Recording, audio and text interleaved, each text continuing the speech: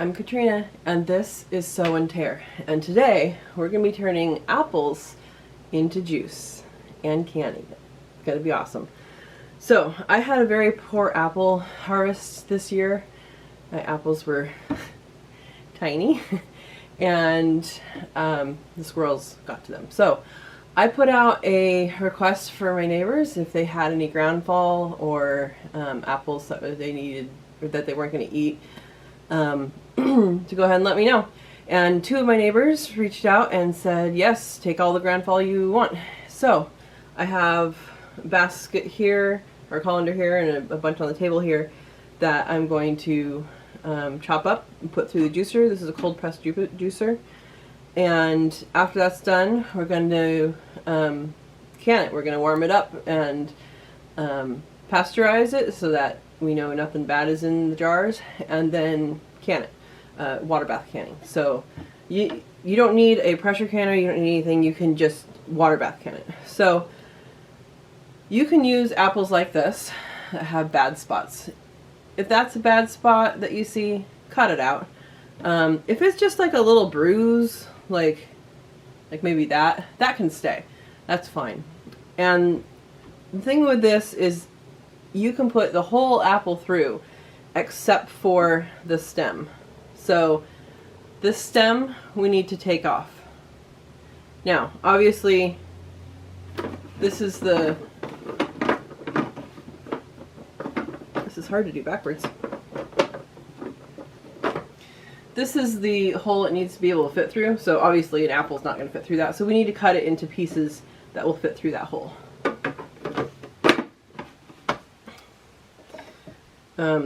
I generally like to start with the ones that have bad spots because then you know you've got them. So, like I said, you can cut that open. You can see that's bad. We don't want that in our juice.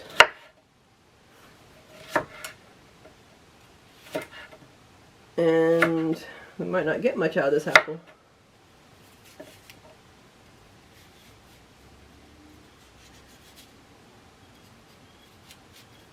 So that's good enough to go through. I'm going to do a few of these so you know what it looks like, and then I'm going to start putting them through as I'm cutting, and we'll see what we get on the way out. So again, seeds are fine, but that little stem we need to pull off and set aside.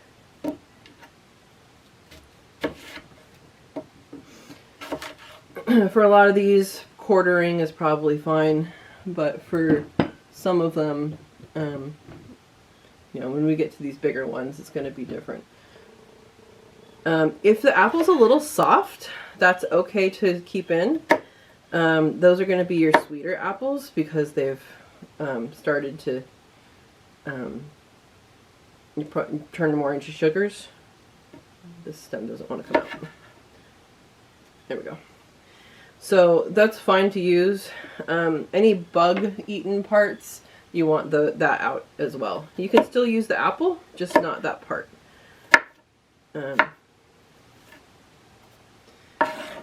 And so basically what we're making here is apple cider. Once you've pressed it, it's apple cider. If you go past just raw juice, that is apple cider, then you are actually making apple juice. And the difference there is that it's been pasteurized, that it's been basically cooked. And so that's the difference between apple cider and apple juice. Sorry, the camera shut off at some point. So, putting these in. One year we had, or a couple years ago, a neighbor had a branch break on her tree, and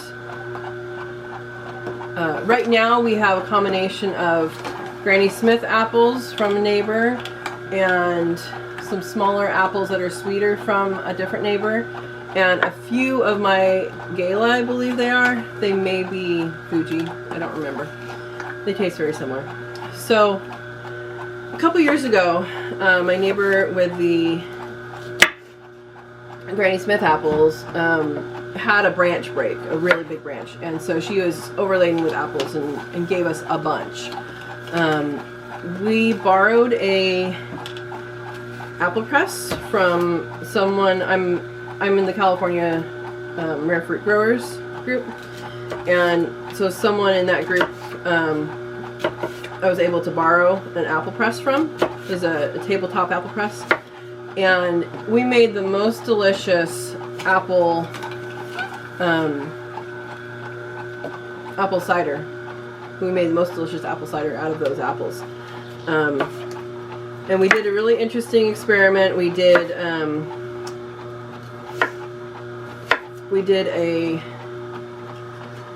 bunch of the Granny Smith apples, and then also did the sorry, I just apparently put too many in here. Then we did, and that was wonderful. And then after we did that, we had some of our own apples, and they're a sweeter apple, and we were a little disappointed because the Granny Smith apples made wonderful, wonderful apple cider, and our homegrown apples, which were sweet variety, did not. And the reason for that is it just tasted like really good apple juice, and you like really good apple juice, but if you're expecting cider, there's a difference there. So if you're canning, it tastes pretty much the same, but once you have canned apple cider, it's no longer apple cider. That is part of, apple cider is raw, it's not cooked, and if you're canning it, you're going to pasteurize it in order to make it safe long term for shelf storage.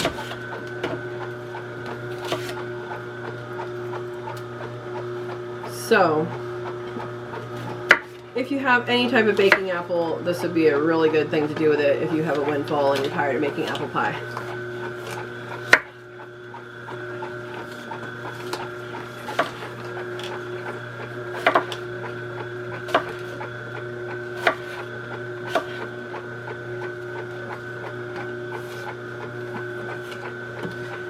Now, if you wanted to do things probably the most correct way, then what you would do is you would pasteurize this right after you're done juicing it. But I have some things I need to do today, so I am going to refrigerate it, and that's fine.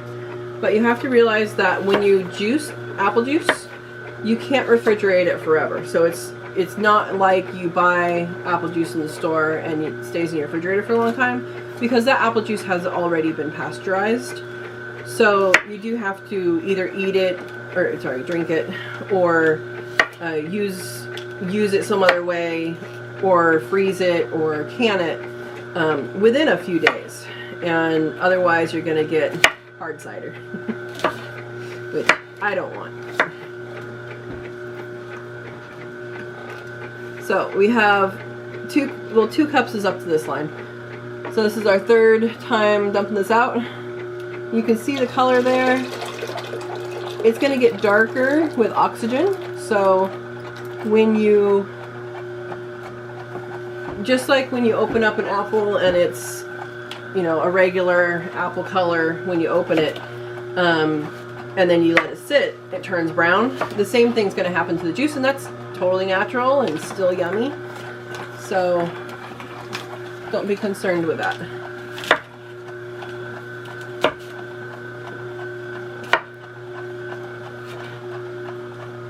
So this one has a little too much bruising to put in.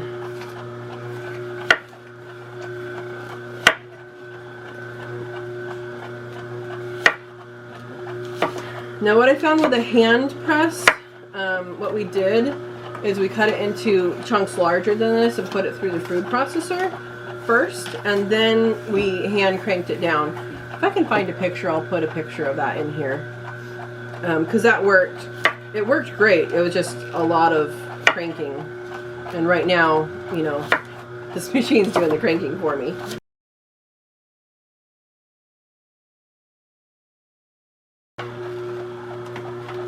Now if you wanted to add things like mulling spices, I think that would be okay. I would check with the National Center for Home Food Preservation before you do that, but I would imagine you can add some spices to this if you wanted to. So again, putting seeds in there is good. You're fine with that. You're not going to be eating seeds later. You're just going to be pressing them with everything else, and that is fine. Makes this super easy. Now, when you put this plunger in, you're not pressing super hard. You're just helping it along. Now, if you do get something truly stuck, all you have to do is turn it off and then go in reverse for a couple seconds and then go back into normal forward motion, and it usually unsticks itself. You might have to do it a couple times. So don't ever rush your juicer machine, especially a cold press, because they will, what they're doing is it's being pulled in, and it's going at a pace that's appropriate for the machine. If you press it through, it's gonna not work as correctly. So I believe this is the 5th time I'm emptying this. I'm gonna need a bigger pot.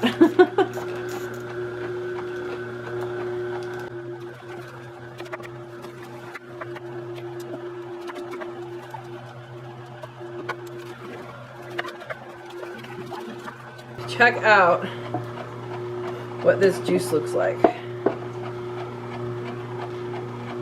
You ready for this?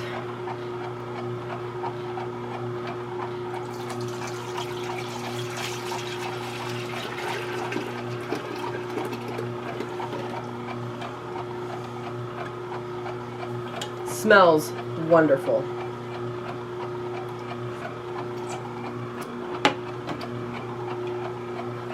I just emptied number 9 from there, I think.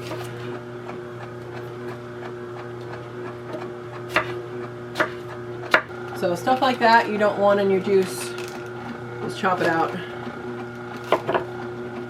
Feed it to the worms.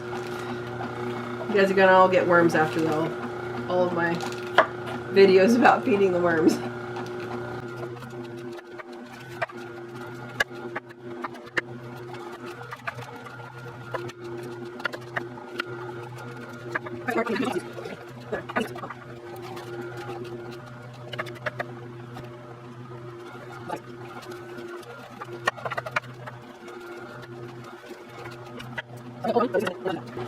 Now this apple is a little bit soft.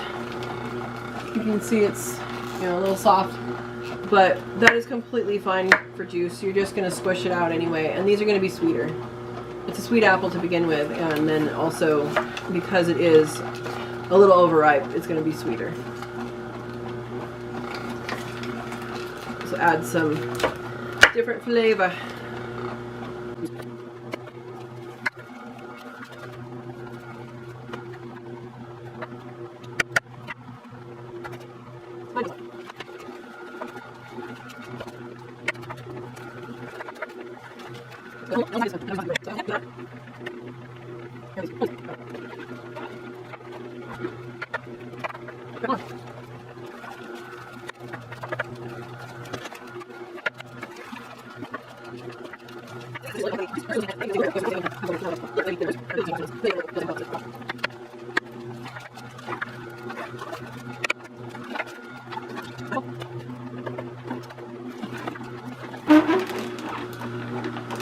Alright, I'm going to let that go a little bit longer.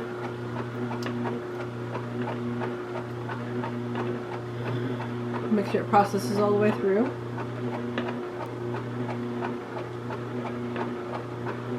Alright, we got about 12 containers worth, which is about 24 cups of juice, which is pretty darn cool.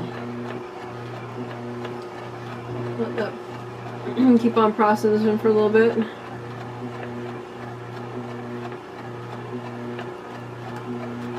Just to knock things free, I'm gonna go backwards, go forwards again. All right, so now we have 24 cups of, it's going to be more than 24 cups, but 24 cups of juice, and this is our only leavings. This, and we have two, well, these are 4-cup containers, but they're piled up, containers of leavings. Now, if you have a regular apple press, you're going to get a whole lot more juice out of your apples than with any machine, any electric machine, just because it presses them basically to dry.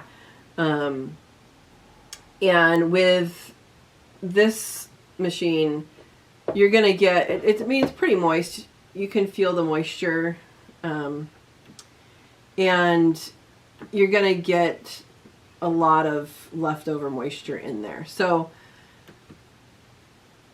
some juices you want to double press, and some juices you're going to get a weird flavor with the double pressing. So what I suggest is, if you're going to do that with apples for apple cider, apple juice, that's fine. But if it's something that you haven't done before and you don't know, then just do a test batch, right? Just maybe put it into a different container, see how it tastes, and go from there. All right, it's the next day, and we've just got our juice to a boil.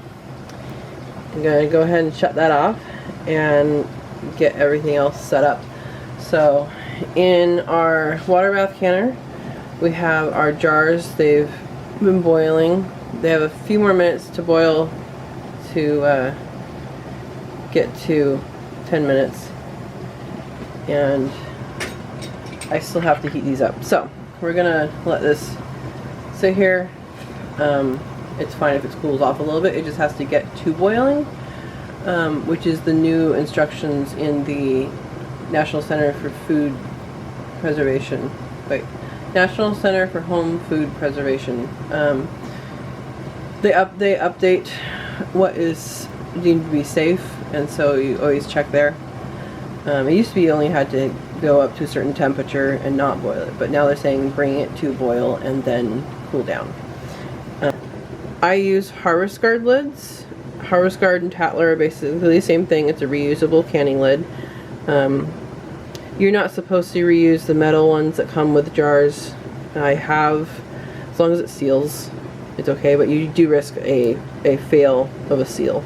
So I'm going to put some water in this, heat these guys up, because our processing time is only 5 minutes. So we want to make sure that the gaskets are, this is a lid and a separate gasket.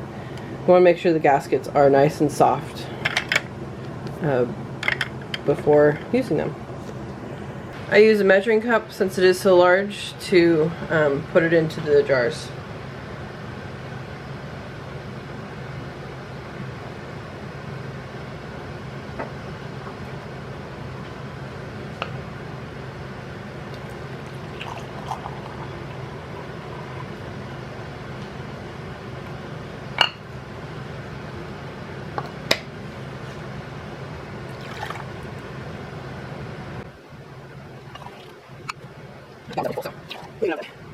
Let's see, this.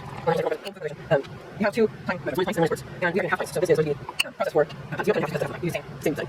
If you have to use quart size, in quart time. Now, when you check the jars, don't have chips on top. I have to do it here.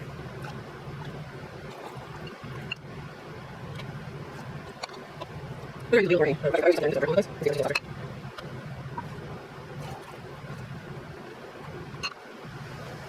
Yeah, you can process this. That's why it's less again. So we can that.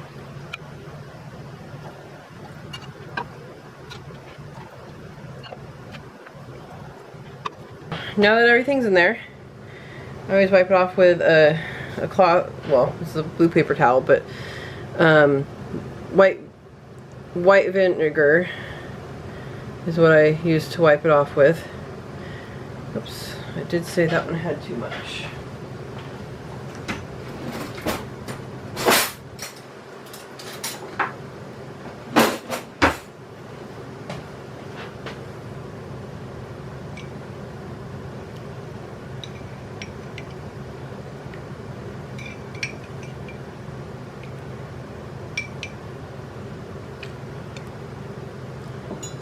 That is good stuff.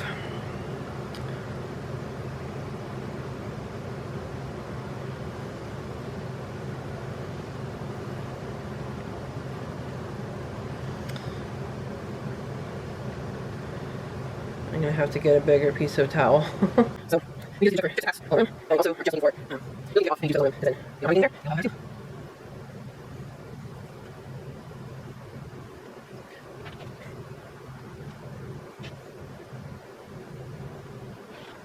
I take the palms, that's what I said. A little bit. Instead of use over the jar, and the lids are a little different. Bigger tight is different as with the regular metal and one piece lids. So these ones, I'll show you, put a little bit of the on. Very loose, so tight, basically this is the jar moves on the towel. So every towel has to have hot jars on top, we don't hold it up, and you only want to put the towel between your jars and your scissors down. Then you pass, your this is like sharpie is off. I think that's why they have to raise a little bit. Then you have the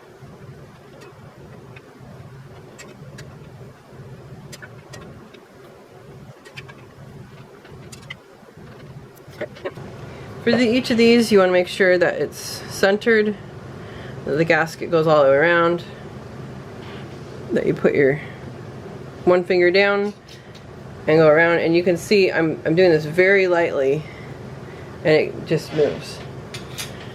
So what's going to happen is when this comes out of the canner, we'll let it sit for 5 to 7 minutes, and then that's when we're going to crank down on them.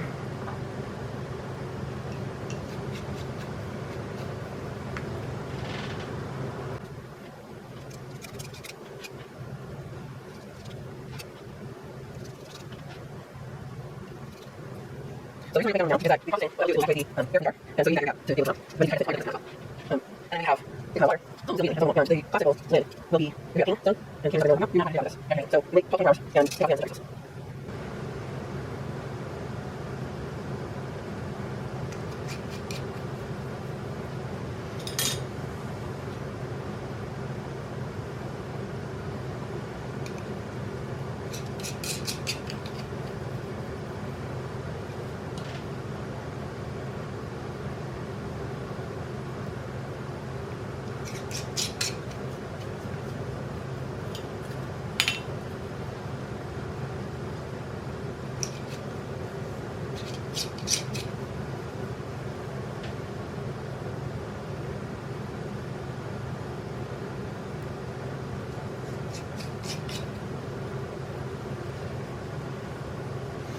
Alright, let's put it in the water bath.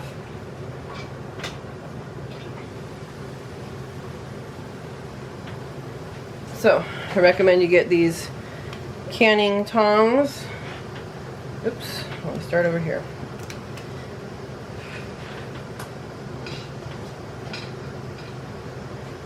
And again, I have the water boiling right now, but it's going to have to heat up all of this. So, you know, make sure I don't have to add more water. Hopefully I don't. And then that it's not heating up too much or too slowly.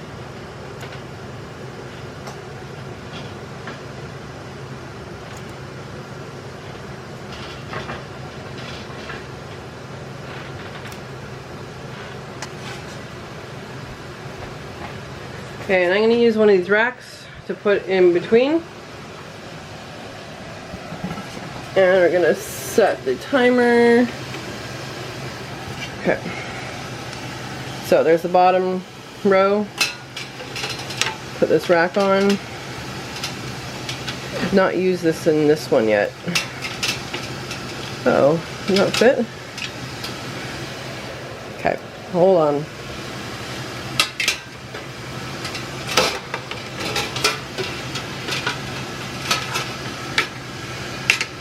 Unfortunately, I need more water. We need at least an inch of water to cover that. So I screwed up, but that's okay. This water that the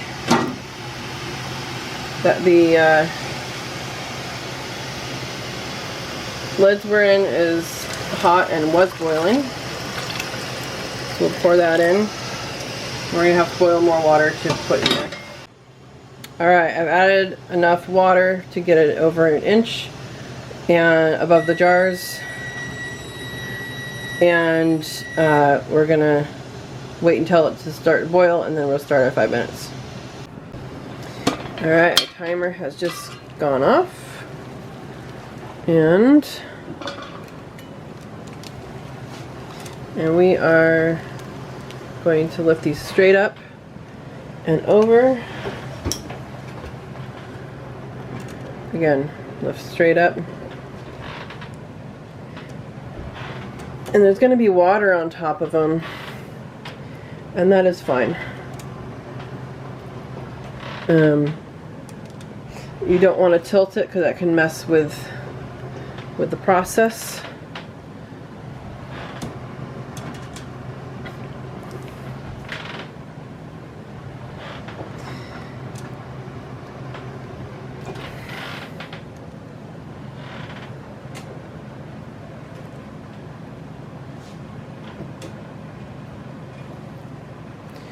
I'll have to lift this up in order to get the separator out. That is from my All-American canner. I'm just using it in this water bath canner. This canner lifts up like this so that you can... Oh, that doesn't even fit.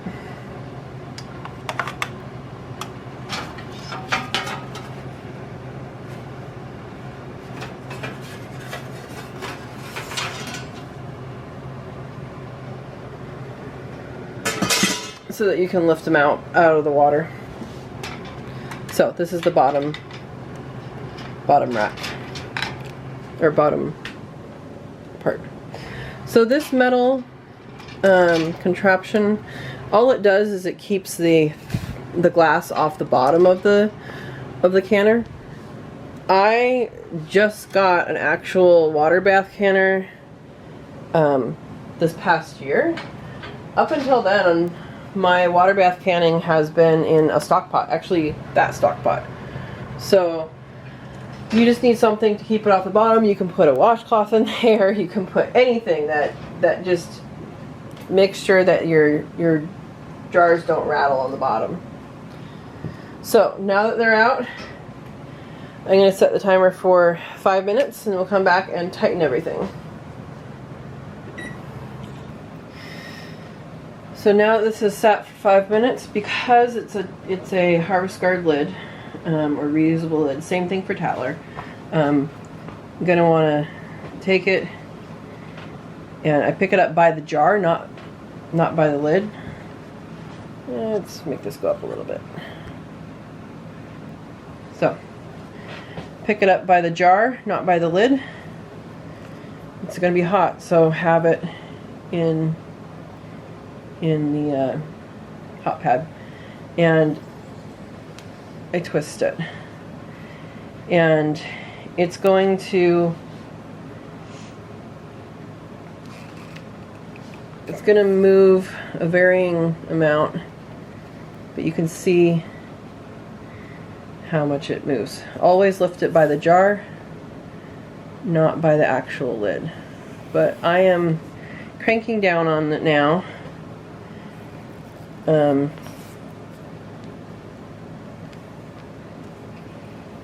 Try and get this up a little bit.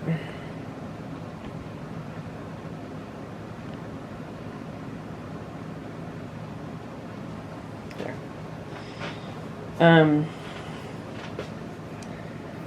When you're doing this, you're basically encouraging it to seal. When the jar cools down, that will create a pressure difference in the jar, and it will then seal. And because you've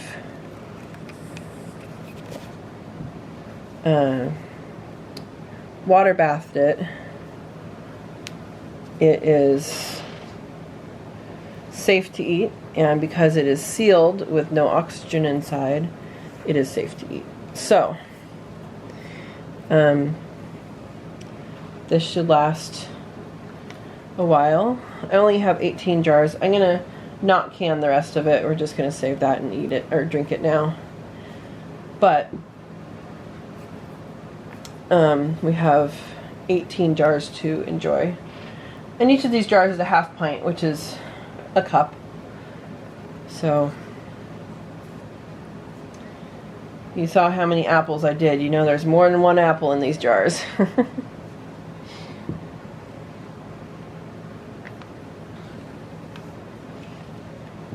So I found I started out trying to use 2 of these silicone things, and what I found is I didn't get the grip on the top that I needed, and so now I use just a rag, a towel.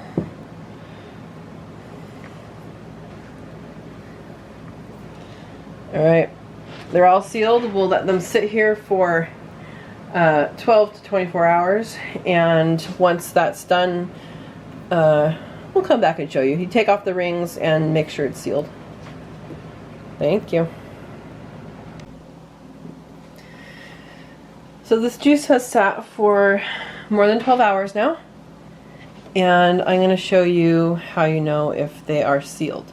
So you never store jars with the ring on it, and how you tell if it's sealed is you lift it up, take off the ring,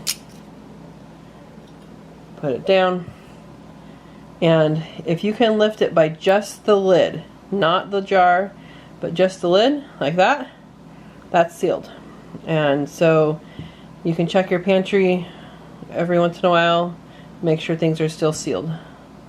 So we're going to take the rest of these off, and that is ready to store. You should wipe off the jars with a wet washcloth, and that would make sure they're not sticky on the outside or anything like that for storage. It's a good idea. I don't always do it, but I should always do it.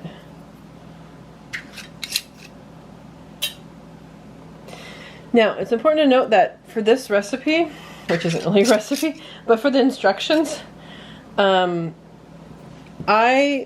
time I did this, I followed instructions in a canning book, and since that time, the National Center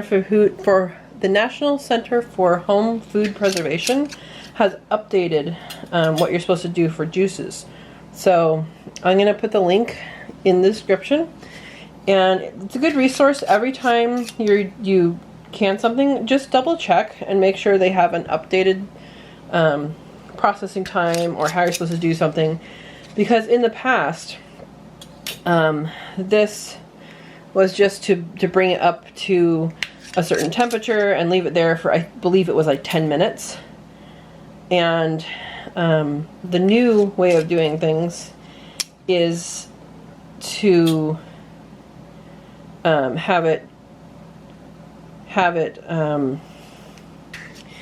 new way of doing things is to bring it up to boiling and then put it into the jar immediately. And you never had to actually boil your stuff before for juice. So that's a new safety thing. So I would check this again tomorrow and make sure that everything is in fact still sealed. Make sure we didn't have any false seals. If you have something that doesn't seal, then you just need to drink it right away, or if it's food, eat it right away, or put it in the refrigerator. If it's been within 24 hours of your first canning, you can put it in the fridge, freeze it, eat it within the next day or so, and that will be, or eat it within the next day, put it in the refrigerator that day, then you'll be fine. And so you can also reprocess, but then that's also reprocessing your food and cooking it more. So there you go. There is our 18 cups of, or half pints of apple juice.